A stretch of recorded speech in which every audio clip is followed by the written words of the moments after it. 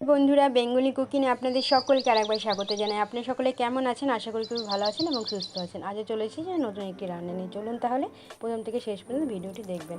এখানে দেখুন নিয়ে নিয়েছি হচ্ছে ময়দা। এখানে ময়দাটা আমি 400 গ্রাম মতো নিয়ে নিয়েছি, আর দিয়ে দিলাম হচ্ছে নুন, আর দিয়ে দেবো এখন হচ্ছে সাদা তেল। তারপরে ভালো করে হচ্ছে ময়দার সাথে তেলটা মেখে নিতে হবে। দেখুন একদম ভালো করে কিন্তু মেখে নিয়েছি।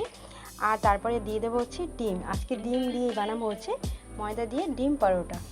তাহলে প্রথম থেকে শেষ পর্যন্ত ভিডিওটি দেখতে থাকুন। ডিমটাও কিন্তু ময়দার সাথে একদম ভালো করে মেখে নিয়েছি। আর এখানে দেখুন জল দিয়ে এবার আস্তে আস্তে করে অল্প অল্প জল দিয়ে একটা ডো আকারে বানিয়ে নিতে হবে। দেখুন ডোটা বানিয়ে নিয়েছি আমি, তৈরি হয়ে গেল। তারপরে আমি এর উপর দিয়ে দেবো হচ্ছে সাদা তেল। সাদা তেলটা দিয়ে তারপরে আমি এখন এটা ঢেকে রাখবো, আধ ঘন্টা মতন ঢেকে রাখবো। তাহলে কিন্তু পরোটাটা তো এমনিতেই ডিম দেওয়ার জন্য নরম এবং সফট হবে, আর অনেকটাই নরম এবং সফট হবে। আর এখন দেখুন পরোটার সাথে কী বানাবো হচ্ছে রাতে একটি খাবার। দেখুন চিকেন কষা, একদম ছোটো ছোটো করে চিকেনটা কেটে নিয়েছি, আর আলুটা কিন্তু ছোটো ছোটো করে একদম কেটে নিয়েছি। আর তেল দিয়ে দিলাম হচ্ছে সর্ষের তেল, আর দিয়ে দিলাম অল্প পরিমাণে নুনটা দিলে কী হবে দেখবেন, যখন আলুটা দেবেন তখন কিন্তু তেলটা গায়ের মধ্যে ছিটকে আসবে না, তাই আমি নুনটা আগেই তেলের মধ্যে দিয়ে নিই।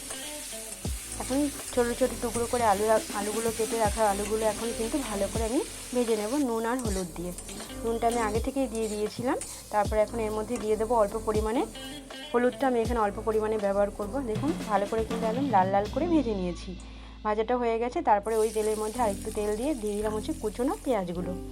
ভালো করে একটুখানি পেঁয়াজগুলো ভেজে নিতে হবে। এইভাবে একবার চিকেন কষাটা বাড়িতে তৈরি করে দেখতে পারেন, খেতে কিন্তু খুবই অসাধারণ হবে, তাই আপনাদের সাথে শেয়ার করলাম। দেখুন পেঁয়াজটা আমি অনেকটাই ভেজে নিয়েছি। তারপরে চিকেন টুকরোগুলোও দিয়ে দিলাম, ভালো করে একটুখানি ভেজে নিচ্ছি তেলের মধ্যে ওই পেঁয়াজের সাথেই। ভালো করে একটু ভেজে নেওয়ার পরই তারপরে বাকি মশলাগুলো এক এক করে দিতে থাকবো। দেখুন অনেকটা কিন্তু ভেজে নিয়েছি। তারপরে ওখানে পেস্ট করে রাখা আদা ও রসুনটা একটু জলের মধ্যে অল্প পরিমাণে জলের মধ্যে গুলিয়ে দিয়ে দিলাম। ভালো করে একটু কষিয়ে নিতে হবে। আর দিয়ে দেবো হচ্ছে অল্প পরিমাণে একটু লঙ্কার গুঁড়ো, দিয়ে দিলাম হচ্ছে আপনার হলুদ। লঙ্কার গুঁড়োটা আমি এখানে কালারের জন্য একটু ব্যবহার করেছি, কেননা এখানে লঙ্কা কুচিটাও ব্যবহার করব, তাই এখানে অল্প পরিমাণে করে একটু লঙ্কার গুঁড়োটা দিয়েছি। ভালো করে কিন্তু এবার কষিয়ে নিচ্ছি। দেখুন ভালো করে কষিয়ে নেওয়ার পরই কিন্তু তারপর আলুটা পরে দেবো। ভালো করে এখন চিকেনটা কষিয়ে নিচ্ছি।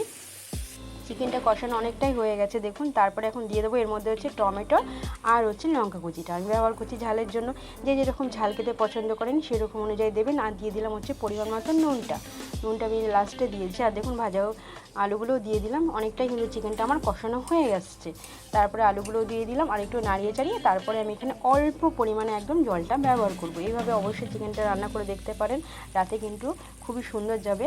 আর পরোটা তো বানাবোই, চিকেনটা আগে আপনাদের সাথে শেয়ার করে নিলাম রান্নাটা, তারপরে লাস্টে বানাবো হচ্ছে পরোটাটা। দেখুন চিকেনটা আমার অনেকটা তৈরি হয়ে এসছে। তারপরে দিলাম জিরের গুঁড়ো, আর এখানে অল্প পরিমাণে এখানে জিরের গুঁড়োটা আর অল্প পরিমাণে এখানে গরম মশলাটা ব্যবহার করলাম। হয়ে গেল চিকেন কষাটা। একদম কিন্তু মাখা মাখা করে রান্না করব, একদমই কষা কষা করে, কেননা এটা পরোটার সাথে যাবে তাই। দেখুন চিকেন কষাটা আমার তৈরি হয়ে এসছে। তারপরে চলে যাব হচ্ছে পরোটা বানানো, তৈরি করতে হবে পরোটাটা। চিকেন কষাটা আগে তৈরি করে নিলাম। তারপরে দেখুন এখানে আমি আগে থেকে মেখে রেখেছিলাম ময়দাটা দেখুন অনেকটা কিন্তু দেখুন কতটা নরম এবং কতটা সফট হয়েছে দেখুন। তারপরে এক এক করে পরোটাগুলো আমি তৈরি করে নেব। ডোটা প্রথমে বানিয়ে নিলাম, তারপরে আমি হচ্ছে চাটুর মধ্যে নিয়ে নিলাম হচ্ছে অল্প পরিমাণে হচ্ছে ময়দা, আর হচ্ছে এবার বেলে নেব। আমি এটা এখন ত্রিকোণা করে বেলে নেব হচ্ছে পরোটাটা। এবার একবার রাতে পরোটাটার ভিতরে কিন্তু একটু অল্প পরিমাণে কিন্তু ময়দাটাও দিয়েছি, তাহলে কী হবে ময়দাটা কিন্তু একদম ফাঁপা এবং সুন্দর হবে খেতে। তাই দেখুন এক এক করে কিন্তু বানিয়ে নিচ্ছি, বেলে নিচ্ছি এখন পরোটাগুলো। তারপরে পরে ভেজে নেবো এক এক করে।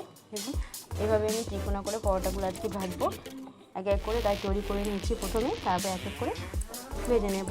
সাদা তেলে এটা ভেজে নিতে হবে অবশ্যই। এভাবে আবার পরোটাটা আপনারা তৈরি করে দেখতে পারেন, খুব কিন্তু অসাধারণ এবং সফট এবং নরম হয়েছিল। এবার দিয়ে দিলাম হচ্ছে তাওয়ার মধ্যে সাদা তেল দেওয়ার পর এক এক করে সব পরোটাগুলো আমি তৈরি করে নেব।